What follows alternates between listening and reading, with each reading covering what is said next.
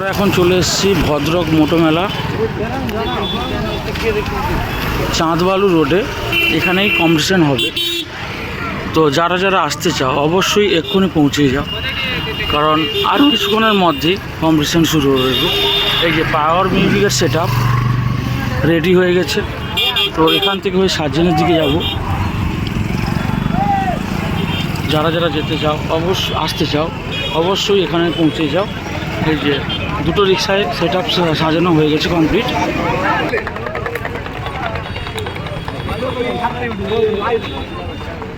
এখনো র্যাক বাঁধা চলছে।